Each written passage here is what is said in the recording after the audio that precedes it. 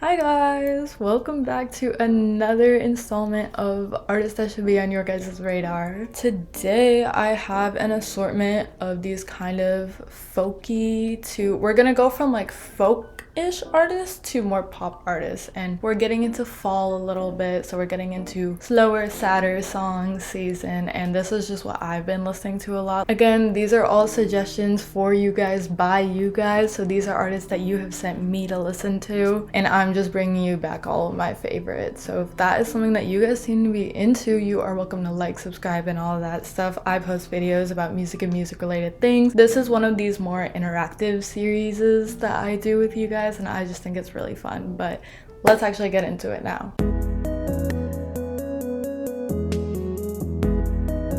So our first artist is Lenderman.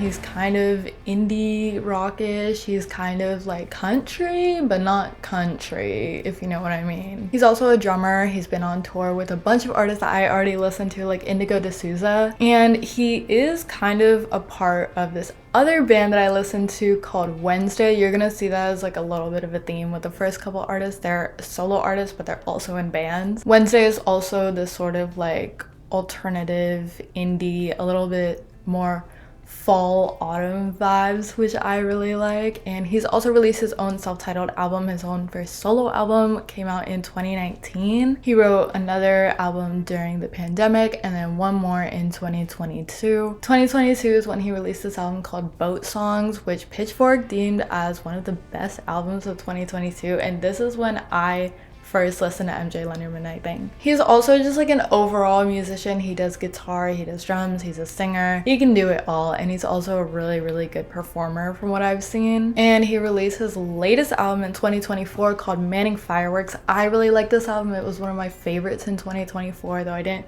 really talk about it that much then because I didn't know if you guys were into Lenderman like that, but we're getting out of our shell with this. That is what this whole series is about. He no longer tours with the band Wednesday, but he does still make music with them, which again, talking about bands does bring us into our second artist, who is Cameron Winter. Love will call. He's also the frontman of the band Geese, which you've probably heard, and he released his own debut solo album, Heavy Metal, last year in 2024. Now, Geese is this sort of like rockish rock band. It's like, I wanna say Midwest emo, but not really. It's just kind of those like crying vocals. They are releasing their fourth album now called Getting Killed. I don't know if I could say that word. Literally like this month, so that is so exciting. But aside from that, of course, we're talking about Cameron Winter, who has made his own music on his own starting from last year. It was named one of the best debut albums of 2024, which I think is so cool. I like thoroughly enjoy this album, and I know that a lot of you guys do too. It's been in my rotation since last winter. It's very influenced by like Bob Dylan-y kind of music, if you guys have ever listened to Bob Dylan, and a little bit like Bill Callahan or Lou Reed. He has a very unique voice when he sings, which I think is really interesting. I think it's what sets him apart from a lot of other artists and what kind of gives it that like critical acclaim, because it's something that you don't hear every day. He finds a way to really shape his voice for any music style, which I think is just one of those things that really makes an artist so unique and gives them that sort of space. And also, more than that, his songwriting skills are just spectacular as they are. It's very sort of surreal. It makes you feel like you're almost in a liminal space. It's a little bit cathartic, a little bit just putting everything out there, which I think is perfect for autumn and fall vibes. I think definitely Heavy Metal is going into my autumn playlist. Getting a little bit out of the more folk rock kind of vibes, I am bringing to you guys Jake Minch. Said it sticks to your fingers and your clothes, and you think we don't know, but we all know. Now, I have had the amazing pleasure of seeing Jake live this year, and wow, it's so crazy. He's so young. He's like 22-ish, I think, and he just released his debut album George a couple months ago. His songs are very raw. Like, there's really no other word that I can use to describe it. They're very poetic. His lyricism is like on point. It is everything that is ever thought in your head. It's basically every single thought that's ever been in your head, he has written it down and put it into a song. He's toured with Holly Humberstone, which is another artist that I really love. I think her voice is so amazing, but he has sort of that like indie bedroom pop vibe going to him. It's very like notes app thoughts is what his lyrics are like. It's very just whatever state of mind you're in, that is the exact words that he'll put out there. I think especially with his most recent album, it's very sort of like the life of an early 20-year-old kind of growing into your own skin. I think it's very relatable. I think he is definitely on the come up as one of these Gen Z singer-songwriters, and I can't wait to see what's coming for him. After Drake, kind of in that still like similar vibe, we have Kevin Atwater. Hold me like a kid, down in the wall from the last time you hit it.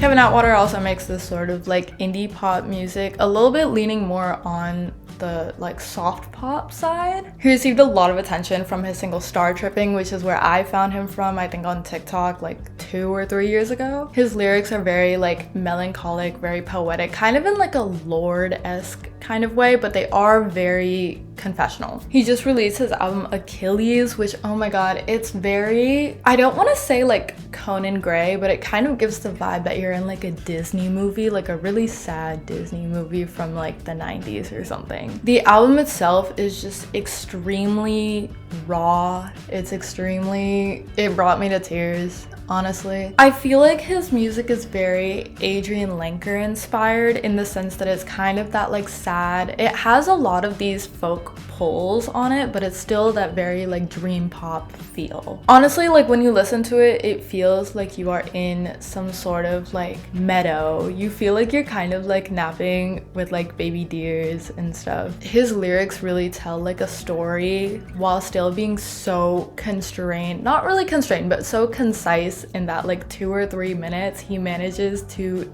say so much, and it's crazy. And now I'm bringing you guys our last artist for today, the most sort of pop centered artist for today. We have Sombr. Now Sombr, I've had my eye on him for like a little over a year now, so I was early on the train. I was here, y'all are here. He released his debut single in 2021, which is so crazy because he's like literally my age, meaning that he released his single when he was like 15, 16, which is whoa. And in 2023 was when he released his debut EP. He was meant to support Luke Hemmings on his second leg of his tour before it was canceled, but then he went on to support a lot of other big artists like Nessa Barrett and Daniel Seavey, and now he's going on his own run. He has had such a crazy year, especially with TikTok just blowing up his career. His songs are everywhere. I think he is nominated for like Best New Artist or something somewhere. He literally just released his latest album, his I think first album, like this year, and it's so good. I feel like his music is everything that I've ever thought of in my mind but never had like the urge to say. It kind of feels like I'm reading my own journal. That's really what his music feels like, and I really just love the vibes that he has going. I really love the lyricism that he has. I feel like it's very Confessions of a 19-year-old, especially with the release of his hit song Back to Friends. Oh my gosh, I can't get enough of that song. I love it so much. I really think that this is his year, but I can only see him getting bigger from here. Hopefully I will get a chance to see him on tour. Maybe not, because the tickets are kind of expensive. It would be a dream to interview him. I think he's so cool. I have so much to ask. But that is our very last artist for today. Let me know what you guys thought of these artists. I know it's a little bit not really in the zone of artists that I talk about. I don't talk too much about like folk or pop music, but I love it nonetheless. That's really it for today. A little bit short, a little bit sort of just a yap about music that I've been listening to lately. Hopefully I've inspired you guys to listen to a new artist or maybe a new genre. Don't forget to leave a comment about other artists that you really like so I can put them in my next episode. That's all I had to say. Okay, bye!